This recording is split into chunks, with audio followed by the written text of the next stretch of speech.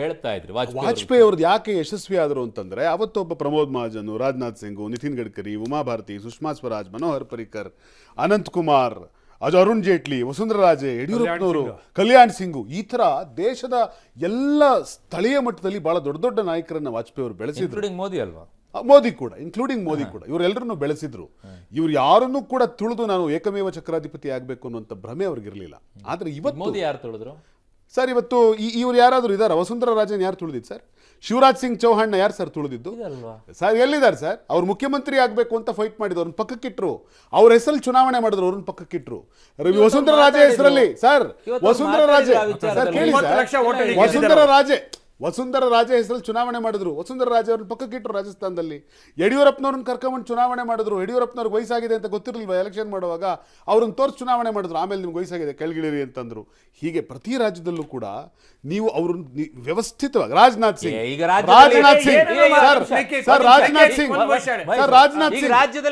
Gadkari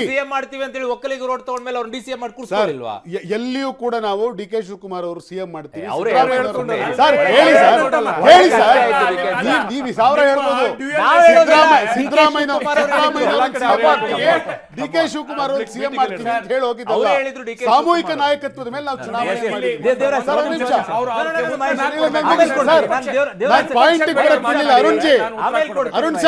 Arun sir, ನಾನು ಬಹಳ important point ಕಟ್ಟಾಗುತ್ತೆ ನಿಮ್ಗೆ. ಆ ಫ್ಲೋ ಕಟ್ಟಾಗುತ್ತೆ. ಅವ್ರು ಇಬ್ಬಿಬ್ಬರಿದ್ದಾರೆ ಸರ್, ನಾವು ಒಬ್ಬರೇ. ಅವ್ರು NDA ಅವ್ರು ಇಬ್ಬರಿದ್ದಾರೆ, ಇಂಡಿಯಾದ ನಾನು ಒಬ್ಬನೇ ಇರೋದು. ನಿಮ್ ಡಿಮ್ಯಾಂಡ್ ಸಿಕ್ಕಾಪಟ್ಟೆ ಇದೆ ಅಂತ ಈ ಸಲ ಕೃಷಿ ಮಂತ್ರಿನೇ ಬೇಕು ಅಂತಿದ್ದಾರೆ. ಖಂಡಿತವಾಗಿಯೂ. ಯಾಕೆಂತಾರೆ ಅಲ್ಲಲ್ಲ, ನಾನು ಹೇಳ್ತೀನಿ, ಕೃಷಿ ಮಂತ್ರಿ ಅಲ್ಲ ಆ ರೀತಿ ಅಂತಲ್ಲ. ಈಗ ಏನಾಗಿದೆ, ನಮಗೂ ಒಂದು ಬಲ ಬೇಕಾಗಿದೆ. ಈ ನಮ್ಮ ಬಗ್ಗೆ ನಿರೀಕ್ಷೆಗಳು ಬಹಳಷ್ಟಿದೆ. ರೈತರಿಂದ, ರಾಜ್ಯದಿಂದ ಬಹಳಷ್ಟು ನಿರೀಕ್ಷೆಗಳಿವೆ. ಆಮೇಲೆ ರಾಜ್ಯದಲ್ಲಿ ಬಹಳಷ್ಟು ಸಮಸ್ಯೆಗಳಿವೆ. ಆ ಸಮಸ್ಯೆಗಳ ಸಂಪೂರ್ಣವಾದ ಅರಿವಿರತಕ್ಕಂಥದ್ರಲ್ಲಿ ನಾವು ಸಹ ಚರ್ಚೆ ಮಾಡ್ಕೊಂಡು ಹೋಗಿದಾರ. ಇವಾಗ ಕುಮಾರಸ್ವಾಮಿ ಅದನ್ನೇ ಹೇಳಿದಾರ. ಎಲ್ಲಿ ಚರ್ಚೆ ಆಗಿದೆ? ಡೆಲ್ಲಿಗೆ ಹೋಗ ಅಲ್ಲ, ಖಂಡಿತ ನಮ್ಮ ಪಕ್ಷದ ಲೆವೆಲ್ ಎಲ್ಲಂತೂ ಚರ್ಚೆ ಆಗಿದೆ.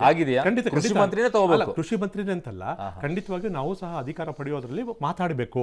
ನಮ್ಮ ರಾಜ್ಯಕ್ಕೆ ಏನೇನು ಸಮಸ್ಯೆಗಳಿವೆ ಅದ್ರ ಬಗ್ಗೆ ಮಾತನಾಡಲಿಕ್ಕೆ ನಮ್ಗೆ ಏನು ಅಧಿಕಾರ ಬೇಕು ಅನ್ನೋದ್ರ ಬಗ್ಗೆ ಚರ್ಚೆ ಕೊಟ್ಬಿಟ್ರೆ ಸಾಕಾಗಲ್ವಾ? ಅಲ್ಲ, ಅದು ನೋಡೋಣ ಸರ್, NDA ಏನ್ ಮಾಡ್ತೇನೆ ನೋಡಿ. ಅಲ್ಲ, ಇನ್ನು ಸರ್ ಇದನ್ನ ನಿಮಗೆ ಒಂದು ವಿಷಯ ಅಲ್ಲ ಸರ್, NDA ಅಲ್ಲ, ಒಂದು ವಿಷಯ ಸರ್, ನಿಖಿತ್ ನಿಮಗೆ ಏನಾಗಿದೆ, ನಿಖಿತ್ ಅವರಿಗೆ ಸ್ವಲ್ಪ ನನಗೆ ಇತಿಹಾಸದ ಅರಿವಿನ ನನ್ನ ಕೊರತೆ ಕಾಣಿಸಿದೆ. ದಯವಿಟ್ಟು ಸಾರಿ ಮಾತು ಹೇಳಿದ್ದಕ್ಕೆ. ಯಾಕೆ ಅಂತಂದ್ರೆ, ನಾವೆಂದೂ ಸಹ JDS ಪಕ್ಷದವರು ಕಾಂಗ್ರೆಸ್ ಹತ್ರ ಅಧಿಕಾರ ಬೇಕು ಅಂತ ಹೋಗಿದ್ದ ಇತಿಹಾಸದ ಒಂದು ಉದಾಹರಣೆ ಕೊಡಲಿ ಸರ್. ದೇವೇಗೌಡರು ದೆಹಲಿ ಕರ್ಕೊಂಡಂಥ ಸಂದರ್ಭದಲ್ಲಿ ದೇವೇಗೌಡರು ರಾಜ್ಯದಲ್ಲಿ ಅಧಿಕಾರವನ್ನು ತ್ಯಾಗ ಮಾಡ್ತಾರೆ. ಇಲ್ಲೇ ಇದ್ದಿದ್ರೆ ಇನ್ನೂ 2 ಟರ್ಮ್ ಅವ್ರು CM ಆಗಿರ್ತಿದ್ರು. ಅವ್ರನ್ನ ಬಲವಂತದಲ್ಲಿ ಅಲ್ಲಿ ಕೂರಿಸ್ತಾರೆ. ಅವತ್ತು ಕಾಂಗ್ರೆಸ್ಗಿಂತ ಹೆಚ್ಚಿಗೆ ಇದ್ದಿದ್ದು JDU, JDS, ಕಮ್ಯುನಿಸ್ಟ್ ಅವ್ರು ಸೇರಿ ಮಾಡಿದ್ದು. ಕಾಂಗ್ರೆಸ್ನವ್ರು ಸೇರಿ ಮಾಡಲಿಲ್ಲ. ಅವತ್ತು ಲೆಕ್ಕ ಹಾಕಿ ಎಷ್ಟು ಸಿಟ್ಟಿತ್ತು ಅಂತ ಅಂದ್ಬಿಟ್ಟು ಒಂದು ಉದಾಹರಣೆ ಆಯ್ತಾ? ಕಂಪ್ಲೀಟ್ ಮಾಡ್ತೀನಿ ಪ್ಲೀಸ್.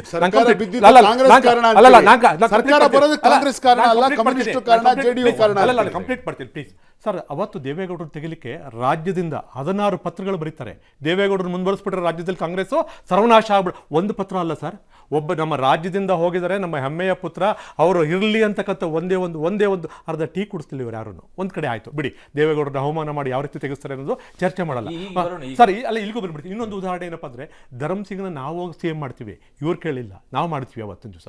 ನಂತರ ಸನ್ಮಾನ್ಯ ಕುಮಾರಸ್ವಾಮಿ ಅವ್ರನ್ನ ಇವ್ರು ಮಾಡ್ಬೇಕಾದ್ರೆ ಇವರು ನಮ್ಮನೆಗೆ ಬಂದು ನಾವ್ ಯಾರು ಬೇಡ್ರಪ್ಪ, ನೀವೇ ಅಲ್ಲಲ್ಲ, ಅವರಿಗೆ ಅರಿವಿನ ನಾವ್ ಯಾರು ಮುಖ್ಯಮಂತ್ರಿ ಮಾಡಬಾರ್ದು ಮುಖ್ಯಮಂತ್ರಿ ಮಾಡಿದ್ದು ಮಾತಾಡ್ತೀನಿ. ನಿಮ್ ಜೊತೆ ಇದ್ದಂತ ಸಿದ್ದರಾಮಯ್ಯನವರನ್ನ ನೀವು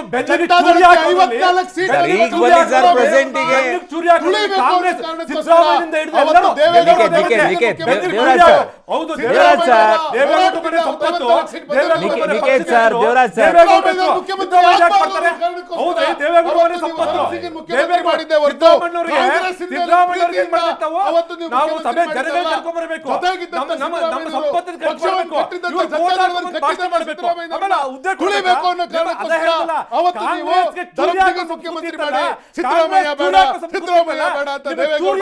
ಡೆಲ್ಲಿಲಿ ಹೋಗಿ ಸಿದ್ದರಾಮಯ್ಯ ಅವರನ್ನ ತುಳಿಯೋದಕ್ಕೋಸ್ಕರ ಮಾಡ್ತಾ ಇದ್ದ ಷಡ್ಯಂತ್ರ ಇಡೀ ದೇಶ ನೋಡಿದೆ, ಇಡೀ ರಾಜ್ಯ ನೋಡಿದೆ. ಅದಕ್ಕೋಸ್ಕರ ಅನುಭವಿಸ್ತಾ ಇದ್ದೀರಾ. ಇವತ್ತು ಯಾಕೆ ಇವತ್ತು ಜನತಾದಳಕ್ಕೆ ಈ ಸ್ಥಿತಿ ಬಂತು? ಯಾಕೆ ಜನತಾದಳ 19 ಸಿದ್ದರಾಮಯ್ಯ ಅವರು ಇವತ್ತು ಅದೇ ಸ್ಥಿತಿ conflict ಹಳೆ ಅಂದ್ರೆ ಮೈಸೂರು ಭಾಗದಲ್ಲಿ ಇವತ್ತು ನೀವು ಒಬ್ಬ ಚೂರಿ MP ಹಾಕಿ ಪ್ರಕಾಶ್ ಕುಡಿದು ಮಠ ಕಳ್ಸಿದ್ರು. MP ಪ್ರಕಾಶ್ ಇವತ್ತು ಯಾವ ಹಳೆ ಸ್ಥಿತಿ ಮೈಸೂರು ತಗೊಂಡ್ರೆ ಭಾಗದಲ್ಲಿ ಕೇವಲ ಯಾಕೆ ಕುಟುಂಬ ಮಠ ರಾಜಕಾರಣ ಕಳ್ಸಿದ್ರು ಅಂತಂದ್ರೆ ಮಾಡೋದಕ್ಕೋಸ್ಕರ ನೀವು ಚೂರಿ ಅವ್ರ ಹಾಕಿ ಜೊತೆಗೆ ಕುಡಿದು ಇರ್ತಕ್ಕಂಥ ಮಠ ನಾಯಕರಿಲ್ಲ. ವಾಪಸ್ ಬರೋಣ ಈಗಿಂದ ಬರೋಣ ಸರ್ ದೇವರಾಜ್ ಸರ್ ವಾಪಸ್ ಹಳೇದ್ ಬೇಡ ಇವಾಗ ಅಲ್ಲ ಸರ್ ತಪ್ಪು ಹಳೇದ್ ಹೋದ್ರೆ ಇನ್ನೂ ತುಂಬಾ ಅಲ್ಲ, ಇದೆ. ನೀವು ಹೇಳ್ತಿರೋ ತಪ್ಪು ಅವರಿಗೆ message. ದಿಕ್ಕೆ ಸರ್, ನಾವು ನೀವು ಎರಡು ಹೇಳ್ತಾ ಇರೋ ಸೀಟ್ ತಪ್ಪು ತಗೊಂಡು message. ಸರ್, ನಾವು ಎರಡು ಸೀಟ್ ತಗೊಂಡು ಯಾವತ್ತೂ ಅಧಿಕಾರಕ್ಕೆ ಈಗ ಹೇಳಿ ಸರ್, ಅವ್ರು ಈಗ ತಪ್ಪು ನಿಮ್ಮ ಮಾಹಿತಿ ಹೇಳ್ತಾ ಇದ್ದೀವಿ ಉತ್ತರನ. ತಪ್ಪು ಮಾಹಿತಿ ಕೊಡಬಾರ್ದು. ಈಗ ನಿಮಗೆ ಮಂತ್ರಿ ಸ್ಥಾನ ಸಿಗದೆ ಇದ್ರೆ ನೀವು ಐಂಡಿಯಾ ಕೂಟಕ್ಕೆ ಹೋಗ್ತೀರಾ? ಖಂಡಿತ ಸಾಧ್ಯ ಇಲ್ಲ ಸರ್. ನಾವು ಮಂತ್ರಿ NDA ಸಿಗದೇ ಇದ್ರೂ ಸರ್, ಓಕೆನಾ? ಸರ್ ಖಂಡಿತವಾಗಿ ಒಟ್ಟು ಮಂತ್ರಿ ಬೇಕೇ? NDA ಅಲ್ಲ ಆ ರೀತಿ ಅಂತಿಲ್ಲ. ನಮಗೆ ದಯವಿಟ್ಟು ನಮ್ಮ ರಾಜ್ಯಕ್ಕೆ ಬೇಕಾಗಿದೆ ಕೊಡಿ ಅಂತಕ್ಕಂಥದ್ದು ಕೇಳ್ತೀವಿ. ಅಲ್ಲದೇ ಇದ್ರೂ ಸಹ ನಾವು NDA ಭಾಗನೇ, ಎಸ್ 100ಕ್ಕೆ 100 NDA ಭಾಗನೇ. ಈ ಉಂಟಲ್ಲ ಈ ಎಲೆಕ್ಷನ್ ಸತ್ಯ ಹೇಳ್ತೇನೆ, ಇವರು ನಂಬರ್ ರೆಡ್ಯೂಸ್ ಆದದ್ದುಂಟಲ್ಲ, ಕಾಂಗ್ರೆಸ್ ಅವರಿಗೆ ಮಾತ್ರ ಖುಷಿ ಅಲ್ಲ, ಅವರ NDA ಮಿತ್ರ ಪಕ್ಷಗಳಿಗೂ ಭಾರಿ ಖುಷಿಯಾಗಿದೆ ಸತ್ಯ ಹೇಳಿ. ಅದೇನಾಗಿತ್ತು ಗೊತ್ತಾ? ಅದು ಕಾರಣ ಫಸ್ಟಿಗೆ ಇವರಲ್ಲಿ ನಮ್ಗೆ 400 ಫಿಗರ್, 400ರಲ್ಲಿ 370 ನಮಗೇನೆ, BJPಗೆ 370, ಉಳಿದದ್ದು 30 ಅವರಿಗೆ ಅಂತ ಹೇಳಿದ್ರು 400 ಆಯ್ತಲ್ಲ. ಈಗ ಫಿಗರ್ ಎಲ್ಲಿ ಗೊತ್ತಾ, ಅವ್ರದ್ದು NDA ಮೈತ್ರಿ ಪಕ್ಷ ಪರ್ಫಾರ್ಮೆನ್ಸ್ ಒಳ್ಳೆ ಉಂಟಾರೆ, 50 ಚಿಲ್ಲೆ ಹೊಡೆದಿದ್ದಾರೆ. ಇವರು 370 ಹೊಡೆಯೋ ಬದಲು ಅಲ್ಲಿ 240ಕ್ಕೆ ಬಂದರೆ, ಅಂದರೆ 130 ನಂಬರ್ ಸಂಖ್ಯೆ ಅವ್ರ ಪ್ರಕಾರ. NDA ಮಿತ್ರ ಪಕ್ಷ ಜಾಸ್ತಿ ಆಗಿದೆ ಸಂಖ್ಯೆ, BJP ಸಂಖ್ಯೆ ಬಲ ಆಯಿತು. ಈಗ ಅವ್ರಿಗೆ ಏನು ಗೊತ್ತಾ, ಈಗೆಲ್ಲ ಇವರು ಅಂತಲ್ಲ, JDS ಅಲ್ಲ JDU ಅಲ್ಲ, ಯಾವುದೇ ಮಿತ್ರ ಪಕ್ಷಗಳು ಇರ್ತಾರಲ್ಲ, ಒಳ್ಳೆ ಬಾರ್ಗೇನಿಂಗ್ ಪವರ್ ಉಂಟು ಅವ್ರ ಹತ್ರ ಆ್ಯಕ್ಚುಲಿ. ಮತ್ತು ಲಾಸ್ಟ್ ಟೈಮ್ ನಿಮ್ಮೆಲ್ಲ ಗೊತ್ತಿಲ್ಲ ಮಿನಿಸ್ಟರ್ ಕೊಟ್ಟದಂತ ಗೊತ್ತಾ? ಇವ್ರು ಗೊತ್ತಿಲ್ಲ, JDU ಅವರು ಓದೇ ತಗೊಂಡಿಲ್ಲಲ್ಲ, ಒಂದು ಮಿನಿಸ್ಟರ್ ಅಂತ ಹೇಳಿದ್ರು ಅವ್ರಿಗೆ, 16 ಜನ ಇರೋ MP ಗಳಿಗೆ. ಇವರು 20 ಜನ ಇರೋದಕ್ಕೆ ಒಂದು ಅಂತ ಹೇಳಿದ್ರು ಯಾರಿಗೆ, ಸಿಂಧೆಗೆ. ಅಲ್ಲಿಂದ ವೈಮನ್ಯ ಶುರು ಆಯಿತು. ಅವರು ಹೋಗಿ ಓದ್ ತಗೊಂಡ್ರೆ ಬಿಟ್ರು, ಇವ್ರು ಸ್ಟಾಪ್, ಯಾರು ಓದ್ ತಗೊಳ್ಬಾರ್ದು ಅಂತ ಹೇಳ್ಬಿಟ್ರು, ಯಾರು ನಿತೀಶ್ ಕುಮಾರ್ ಲಾಸ್ಟ್ ಇದರಲ್ಲಿ. ಯಾಕೆ ಗೊತ್ತಾ? ಇವ್ರು 300 ದಾಟಿಬಿಟ್ಟಿದಾರಲ್ಲ, ಇವ್ರದ್ದು ಅಗತ್ಯ ಇಲ್ಲ ಆ ರೀತಿ ಒಂದು. ಮತ್ತು ಎಂಥವ್ರಿಗೆ ಒಂದೇ ಒಂದು ಪೋರ್ಟ್ಫೋಲಿಯೋ ಯಾರಿಗೂ ಕೊಟ್ಟಿಲ್ಲ. ಬಟ್ ಈ ಸಲ ಇವರು ಈಗಲೇ ಕಂಡೀಷನ್, ಈಗ ನಾಳೆ ಓದ್ ತಗೊಂಡು ಅಂತ ಹೇಳಿದ್ರೆ ಕೆಲವು ಕಂಡೀಷನ್ ಆಗಿರ್ಬೋದು, ನಮಗೆಲ್ಲ ಗೊತ್ತಲ್ಲ, ಡಿಸ್ಕ್ಲೋಸ್ ಮಾಡಲ್ಲ. ಖಂಡಿತವಾಗಿ ಈ ಸಲ ಬಿಡಲ್ಲ. NDA ಮಿತ್ರ ಪಕ್ಷಗಳು ಕಂಡೀಷನ್ ಆಗ್ತದೆ, ನನಗೆ ಸ್ಪೀಕರ್ ಕೊಡಿ ಅಂತ ಒಬ್ಬ ಹೇಳ್ತಾನೆ, ಒಬ್ಬ ಕೋಆರ್ಡಿನೇಟರ್ ಕೊಡಿ ಅಂತ ಹೇಳ್ತಾನೆ. NDA ಕೋಆರ್ಡಿನೇಷನ್ ಅಂತ ಒಂದು ಪೋಸ್ಟ್ ಖಾಲಿ ಉಂಟಿಗೆ, ಅದು ಯಾರು ಉದ್ಧವ್ ಠಾಕ್ರೆ ಹೋದ್ಮೇಲೆ ಆ ಪೋಸ್ಟೇ ಫಿಲಪ್ ಆಗಿಲ್ಲ. ಅದು ಅಗತ್ಯ ಇರಲಿಲ್ಲ. ಯಾಕೆ BJP ಅವರಿಗೆ NDA ಅಗತ್ಯ. ಮುದ್ದೆ Chandrababu Naidu first NDA coordinator ಸಂಚಾಲಕರು ಆಫರ್ ಕೊಟ್ಟು ಬಂದ್ರು. ಫಸ್ಟ್ಗೆ ಮತ್ತೆ ಜಾರ್ಜ್ ಫರ್ನಾಂಡಿಸ್ ಇದ್ರು ಅದರದ್ದು ಪವರ್ ಬರೋಕ್ಕಿಂತ ಮೊದಲು. ಎಲ್ಲ ಯಾವಾಗಲೂ ಅದರ್ ದನ್ BJP ಅವ್ರಿಗೆ ಕೊಡೋದು ಆ ಪೋಸ್ಟ್, ಕೋಆರ್ಡಿನೇಟರ್ ಪೋಸ್ಟ್ ಆಯ್ತು. ಈ ಸಲ ಎಲ್ಲ ಡಿಮಾಂಡ್ ಇರ್ಬೋದು. JDS ಚಾನ್ಸ್ ಇದೆ ಅಂತೀರಾ ಸರ್ ಈ ಸಲ? ಯಾವುದಕ್ಕೆ ಮಂತ್ರಿ ಸ್ಥಾನ ಮಂತ್ರಿ ಕೊಡ್ಬೋದು? ಯಾಕೆ ಗೊತ್ತಾ? ಈಸ್ ಎಕ್ಸ್ ಚೀಫ್ ಮಿನಿಸ್ಟರ್ ಆಗಿದ್ದವರು, ಅವ್ರಿಗೆ ಕ್ಯಾಬಿನೆಟ್ ದರ್ಜನೆ ಕೊಡಬೇಕು.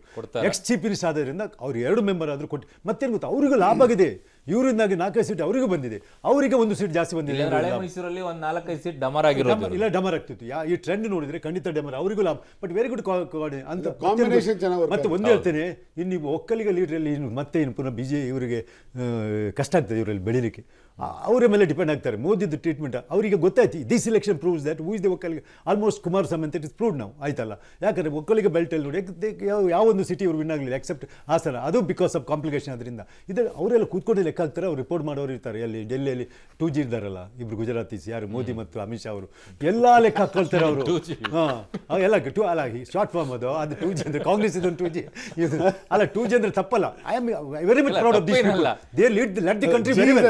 ನಂಬರ್ 1 and number 2 ಉಂಟಲ್ಲ, they led the country very well for the fast time. I am proud of them, both Modi and both Shah. I am proud of. ನಾನೊಬ್ಬ ಇಂಬರ್ಷಿಯಲ್ ಇವರೇ, ಯಾವುದ್ರ ಬಗ್ಗೆ ಪಕ್ಷಕ್ಕೆ ನನಗೆ ಬಿಲಾಂಗ್ ಇಲ್ಲ. ಕೆಲವು ಸಲ ನಾನು ಮಾತಾಡಿದ ಇವ್ರಿಗೂ ಬೇಜಾರಾಗ್ಬೋದು, ಕೆಲವು ಸಲ ಮಹೇಶ್ ಅವರಿಗೂ ಬೇಜಾರಾಗ್ಬೋದು, ಕೆಲವು ಸಲ ಖುಷಿ ಪಡಿಸಕ್ಕೆ ಡಿಸ್ಕಸ್ ಮಾಡಿ. ಸರ್ ಶೆಟ್ಟಿ ನೀವೇನು ಈಗ ಮಾತಾಡಿ, ನೀವು BJP ಅಂತ ಕೇಳಿದೆ, ಮತ್ತು ನೀವೇನು ಕಾಂಗ್ರೆಸ್ ಸೇರಿದ್ದಾರೆ ಕೇಳ್ತಾರೆ, ಮತ್ತೆ ನಿಮ್ಗೆ JDS ಮೇಲೆ ಎಷ್ಟು ಪ್ರೀತಿ ಅಂತ ಕೇಳ್ತಾರೆ. ಏನು ಮಾಡ್ಲಿಕ್ಕೆ ವಿದ್ಯ ವಿಷಯವನ್ನು ಹೇಳಲೇಬೇಕು. ಸೊ ಹಾಗಾಗಿ ಉಂಟಲ್ಲ ಈ ಸಲ ಅಷ್ಟು ಸುಲು. ಮತ್ತೇನು ಗೊತ್ತಾ, ಇವರು ಇಬ್ಬರು ಸೆಕ್ಯುಲರ್ ಮೈಂಡೆಡ್. ಇವರು ಇದರಲ್ಲಿ ಮಾಡಿದ್ದಾರೆ, TDP ಅವರ ಚುನಾವಣೆ ಪ್ರಣಾಳಿಕೆಯಲ್ಲಿ ಉಂಟಂತೆ ರಿಸರ್ವೇಷನ್ ಉಂಟು, ಅದು ಕೊಡ್ತೇನೆ ಮುಸ್ಲಿಮ್ಸನ್ನು. ಇದನ್ನೆಲ್ಲ ಕಾಮನ್ ಮಿನಿಮಮ್ ಪ್ರೋಗ್ರಾಮ್ ಮಾಡಿದೆ, ಇವರು ಅದಕ್ಕೆ ಅವರಿಗೆ ಮುಸ್ಲಿಮ್ಸ್ಗೆ. ಸೊ ಅಷ್ಟು ಸುಲಭ ಇಲ್ಲ ಇದು ಗವರ್ಮೆಂಟ್ ನಡೆಸು. ಮತ್ತೆ ಅವರಿಬ್ರು ಗೊತ್ತಾ, ಅವರು ವೆರಿ ವೆಲ್ ಬ್ಯಾಟೆಡ್, ಅವರು ನೋಡಿದವ್ರೆ ಆ ಸುಲಭದಲ್ಲಿ ಈ ಸಲ ಇದ್ದಾರೆ. ಯಾಕೆ ಗೊತ್ತಾ? ಬಟ್ ಒಂದು ಹೇಳ್ತೇನೆ, ಅವರು ಸಬ್ಸ್ಟಿಟ್ಯೂಟ್ ಹುಡ್ಕೊಂಡೇ ಬಿಡ್ತಾರೆ. ಇವರ ನಂಬರ್ಸ್ಗೆ ಬೇಕಾಗಿ ಆ ಸಬ್ಸ್ಟಿಟ್ಯೂಟ್ ಅನ್ನು ಹುಡ್ಕೊಂಡೇ ರಾಜ್ಯದ ಜನರಿಗೆ ಅವ್ರು ಹೇಳಿರೋ ಮಾತನ್ನ ರಾಜ್ಯದ ಜನರಿಗೆ ಅರ್ಥ ಮಾಡೋ ರೀತಿಯಲ್ಲಿ ಹೇಳೋದಾದ್ರೆ, ಕಾಂಗ್ರೆಸ್ JDS ಮೈತ್ರಿಯನ್ನ ಮಾಡಿಕೊಂಡಂತ ಸಂದರ್ಭದಲ್ಲಿ JDS ಕೊಟ್ಟಂತ ಪ್ರಣಾಳಿಕೆ ಬೇರೆ ಇದ್ದಿದ್ದು, ಕಾಂಗ್ರೆಸ್ ಕೊಟ್ಟಂತ ಪ್ರಣಾಳಿಕೆ ಬೇರೆ ಇತ್ತು. ಕುಮಾರಸ್ವಾಮಿ ಅವರು ಮುಖ್ಯಮಂತ್ರಿ ಆದ ತಕ್ಷಣ ಪ್ರಣಾಳಿಕೆಗಳನ್ನ ಎರಡು ಇಟ್ಕೊಂಡು ಒಂದು ಕಾಮನ್ ಆಗಿ ಒಂದು ಕೊಡಬೇಕು, ಅವನ್ನೆಲ್ಲ ಈಡೇರಿಸಬೇಕು ಅನ್ನುವಂಥ ಯೋಚನೆಗೆ ಬಂದ್ರಲ್ಲ. ಹಾಗೆ ಈಗ ಬಿಜೆಪಿ ಕೊಟ್ಟಂತ ಪ್ರಣಾಳಿಕೆಗಳು ಬೇರೆ, JDU ಕೊಟ್ಟಂಥದ್ದು ಬಿಹಾರದಲ್ಲಿ ಪ್ರಣಾಳಿಕೆ ಬೇರೆ, ಚಂದ್ರಬಾಬು ನಾಯ್ಡು ತೆಲಂಗಾಣದಲ್ಲಿ ಕೊಟ್ಟಿರುವಂಥ ಬೇರೆ. ಸೊ ಈ ದೃಶ್ಯವನ್ನ ನೋಡ್ತಾ ಇದ್ದೀರಾ. ಇದು NDA ಮೈತ್ರಿಕೂಟ. ಸೊ ಇವತ್ತು ಸಭೆ ಆದ ನಂತರ ಒಂದು ಫೋಟೋ ಕ್ಲಿಕ್ ಮಾಡ್ಕೊಂಡಿದ್ದಾರೆ, ಆಲ್ ಹ್ಯಾಪಿ. ಸೊ ತಮ್ಮ ಎಡಗರೆಗೆ ನಿಲ್ಲಿಸ್ಕೊಂಡಿದ್ದಾರೆ ಚಂದ್ರಬಾಬು ನಾಯ್ಡು ಮತ್ತು ನಿತೀಶ್ ಕುಮಾರ್ ಅವರನ್ನು. ಸೊ ವಿಕ್ಟರಿ ಇಟ್ಕೊಂಡಿದ್ದಾರೆ, ಜೊತೆಯಲ್ಲಿ ನಿಂತ್ಕೊಂಡಿದ್ದಾರೆ. 5 ವರ್ಷ ಸುಭದ್ರವಾಗಿ ಅವರಿಬ್ಬರೇ, ಎಲ್ಲರ ಕಣ್ಣು ಈಗ ಅವ್ರ ಮೇಲೆ ಫೋಕಸ್ ಆಗೇ ಇರುತ್ತೆ ಈ ಅಧಿಕಾರ ಇರೋವರೆಗೂ. ಇನ್ನು ಬಿಟ್ವೀನ್ ಎಲ್ಲಾದ್ರೂ ಯಾರಾದ್ರೂ ಎಸ್ ಎಲ್ಲರೂ ಇದ್ದಾರೆ, ಆಲ್ಮೋಸ್ಟ್ ಎಲ್ಲ ಮೈತ್ರಿ ಪಕ್ಷಗಳು ಎಲ್ಲರೂ ಇದ್ದಾರೆ. ಸೊ ಈ ಇರೋವರೆಗೂ ಕೂಡ ಹೀಗೆ ಗಟ್ಟಿಯಾಗಿರುತ್ತೆ. ಅದರ ಮಧ್ಯದಲ್ಲಿ ಎಲ್ಲಾದರೂ ಬೈ ಎಲೆಕ್ಷನ್ಗಳನ್ನ ನಡ್ಕೊಂಡು ತನ್ನ ನಂಬರ್ಸ್ಗಳನ್ನ BJP ಹೆಚ್ಚು ಮಾಡ್ಕೊಳ್ಳುತ್ತಾ, ಯಾರಾದ್ರೂ ರಾಜೀನಾಮೆ ಕೊಡಿಸಿ, ಹಳೆಯ ಅಭ್ಯಾಸ ಅಲ್ವಾ, 2014ರಲ್ಲಿ ನೋಡಿದೀವಿ, 19ರಲ್ಲಿ ನೋಡಿದೀವಿ, ಅಂಥದ್ದು ಮಾಡ್ಕೊಂಡು ಮೆಜಾರಿಟಿಗೆ ಬರ್ತಾರ ಗೊತ್ತಿಲ್ಲ, ಕಾಯ್ಬೇಕು. ಒಂದು